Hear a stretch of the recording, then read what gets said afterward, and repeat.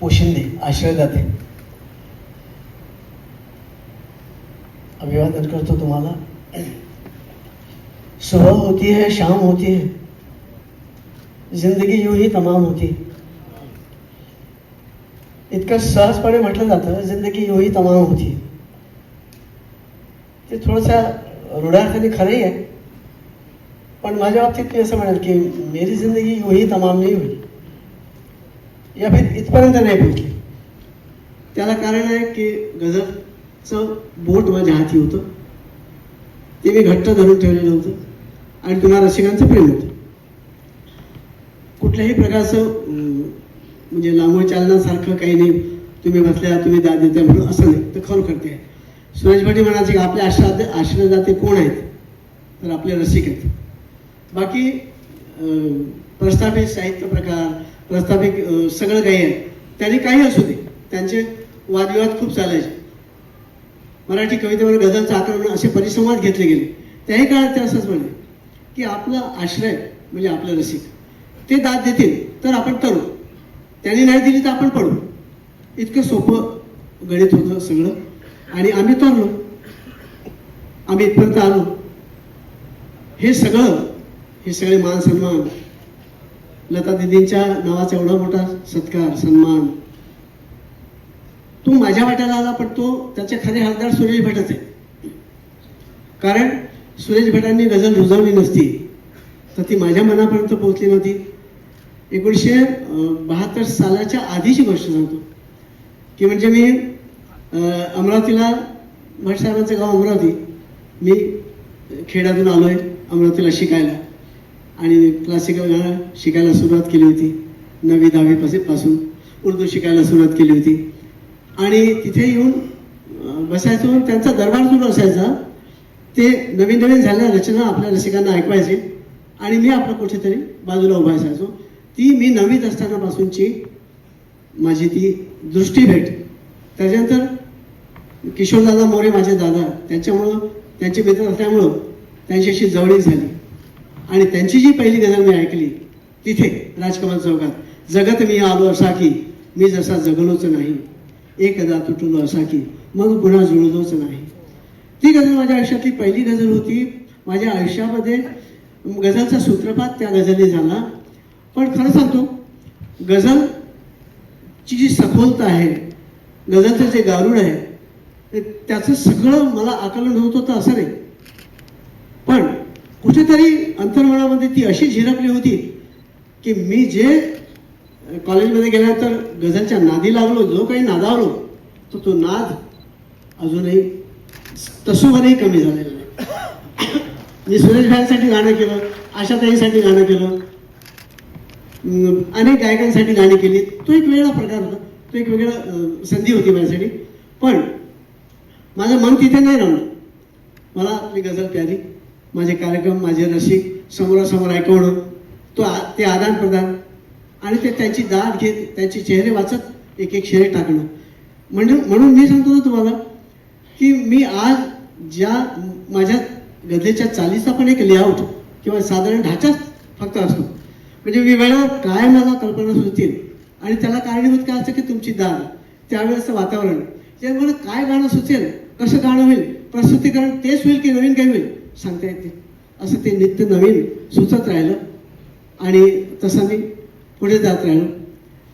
खरं तर लोक म्हणतात तू गझल अमेरिकेला नेली, गझल इंग्लंडला नेली, गझल नेदरलँड, हे इतके देश वगैरे, पण मी नाही नेली, गझलनी माझं बोट धरून मला तिथे नेलं। मी गझलला तिथे नेणारा कोण आहे किंवा भारतभर, आता उर्दू असल्यामुळे मला असं कधी वाटलं नाही, मी अंदमानच्या पोर्टब्लेअरला गेलेला असो की उत्तर प्रदेशात गेलेला असो की कोइंबतूरला गेलेला असो, मी उर्दू गायलो, पण उर्दूसोबत मराठी गायलोच गायलो। कारण मराठीच तितकी तुल्यबळ आहे, तितकीच प्रगल्भ आहे, तितकीच आशय संपन्न आहे आणि तितकीच तंत्रशुद्ध आहे। हे जर सुरेश भटांनी आम्हाला इतकं पटवून दिलं आहे, इतकं मनात रुजवून दिलं आहे, तर मग आपण उर्दू तबक्यात जाऊन मराठी कसं काय ऐकवायचं बा? नाही, गरज नाही, असा कॉम्प्लेक्स निर्माण व्हायची गरज नाही। म्हणून मी पहा, तंत्रशुद्धही बघा आणि आशय संपन्न बघा, ही मराठी गझल आहे, ही मी गातो। वास्तविक पाहता थोडा उशीरच होईल मग, पण वास्तविक पाहता मराठी गझल सगळ्यात शेवटी आहे. त्याला कारण आम्ही आमचा करंट आहे.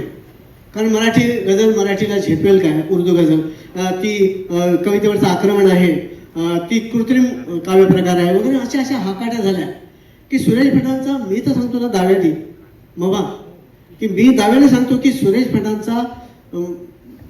भटांची बरीच ऊर्जा या गोष्टींचा खंडन मंडन करण्यात खर्च झाली. तर ते त्यांच्या अजून किती सकस गझल निर्माण झाल्या असत्या हे खंडन मंडन करण्यात. त्याला उत्तर दे की मराठी गझल किती ताकदवर आहे. पण आम्हीच हे आकाठी केली आणि त्याच्यामुळं फारसीतून उर्दूत आली, उर्दूतून हिंदी, गुजराती, पंजाबी, पश्तो आणि गुजराती सुद्धा, आणि त्याच्यानंतर सगळ्यात शेवटी मराठी झाली. कारण हे आमचं करंट आहे. पण आम्ही नाकारलो ना. आम्हाला तर असं स्वप्न दिसायचं की मराठी कविता आपली बिचारी, अरे गझल म्हणजे कवितेचाच एक प्रकार आहे ना, तो काही आकाशातून पडलेला वेगळा प्रकार नाही आहे. ते कवितेचं लेकरू आहे ते. मग ते तिचं आक्रमण कसं होईल कवितेवर?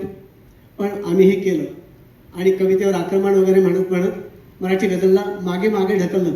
ती सगळ्यात शेवटी रुजली मराठी भाषेत. असं झालं.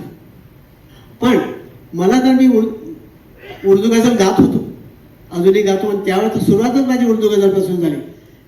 पण मी जेव्हा मराठी गझल गायला लागलो तेव्हा मला माझे मित्र, अरे याला भिकेचे डोहाळे लागले, सगळं गाता येतं आणि हा काय नाट्यगीत गाता येतं, सगळंच तर गाता येतं, ख्याल गायकी आहे, अभंगही गातो, ठुमरी पण गातो, हे काय पैशांना देणारं, कार्यक्रमांना देणारं, हे काय करतोय भलतंच अशा प्रकारे. पण म्हटलं नाही, मला जे आवडतं ते मी करेल. माझे गुरुजी पण काही काळ माझ्यावर नाराज झाले. आमची पतियाळा घराण्याची गायकी आणि त्या किराणा घराण्याची गायकी सोबतीला आली 2 गुरूंकडून, आणि इतकं माझं आयुष्य समृद्ध झालं. आणि मला असं वाटलं की मी शास्त्रीय गाणं शिकलो आहे, 9 वर्षे शिकलो, पण मला माझ्या गझल गायकीमध्ये त्याचा उपयोग कसा करून घेता येईल, सार्थ उपयोग म्हणतो मी, की आशा प्रधान गायकी म्हणतो सुरेशजी मी त्याला. तर आशा प्रधान गायकी म्हणजे काय असं मी जेव्हा स्वतःशी त्याचा अर्थ लावत गेलो तेव्हा आशय हा प्रधान. मी गायक असलो तरी माझं गाणं प्रधान नाही, आशय प्रधान, गझल प्रधान, त्या गझलचे शब्द प्रधान, आणि माझी गायकी ही दुसऱ्या दर्जावर. त्या शब्दातील आशयाला पोषक होईल इतकंच गाणं म्हणायचं, इतक्याच ताना, इतक्याच मुरक्या, इतक्याच नोटेशन, एवढंच, जेणेकरून त्या शब्दांना त्यातील आशयाला उठाव मिळेल एवढंच गायचं. तुम्हाला अक्कल पाजळण्याची गरजच नाही तिथे. तर तुम्हाला आलापीच करायची तुम्ही ख्याल गायकी का, असं ते मनाने घेतलं, असा तो एक मनाने घेतला. आणि देख तो दिल के जहाँ से उठता है, ये धुआं सा कहाँ से उठता है. जेव्हा किती वर्ष झाले असे सुरेशजी कल्पना करत होते रेडिओला, तेव्हा ते आम्ही सवय होती रात्री उशिरा 12 नंतर रेडिओ ट्यून करायचा, गझल लागायच्या, आणि ही गझल ऐकली आणि ये धुआं सा कहाँ से उठता है, ही जेव्हा शब्दाच्या आशयाला दिलेली ट्रीटमेंट, स्वरांची ट्रीटमेंट जेव्हा ऐकली मेहदी साहेबांनी दिलेली, तेव्हा म्हटलं नाही हे असं करायला पाहिजे. हा वस्तुपाठ मला मिळाला आणि मी शब्दातील चित्राला स्वरांनी कसं प्रकट करता येईल ही कोशिश करत मी गात राहिलो. आणि तुमची दाद मिळत गेली, तुम्ही सराहनं, तुम्ही आपुलकीने दाद दिली म्हणून. आणि आता मला सांगा की आम्ही खूप गरिबीतून आलो, आम्हाला काय कष्ट, हे भोगणं कोणाला चुकलेलं नाही, कष्ट कोणालाही चुकलेलं नाही. तेव्हा आपल्या भोगलेपणाचं हे असं काही करू नये, असं काही मार्केटिंग म्हणा किंवा आम्ही काय बोललो असं नाही करत. सगळ्यांना कष्ट आहेत, सगळे कष्टातूनच वर आले आहेत. सूर्यजींची किती कष्ट भोगली असतील ते त्यांना नाही, आपण कशाला सांगायचं ते. पण आपण गात राहायचं, आपण मस्त अभिव्यक्त होत राहायचं. रसिक मायबाप सोबत आहे, सुरेश भटांचे आशीर्वाद आहे, गुरुजनांचे आशीर्वाद आहे, सोबत आहे, आणि 75 गाठली नाही. म्हणून सुबह होती है, शाम होती है, उम्र योही तमाम होती है. त्या योहीला माझा आक्षेप आहे, माझी योही नाही झाली, गझलचं पोट आकाश आहे. आणि म्हणून मी कृतकृत्य आहे, धन्य आहे, समृद्ध आहे, मी खुश आहे. धन्यवाद.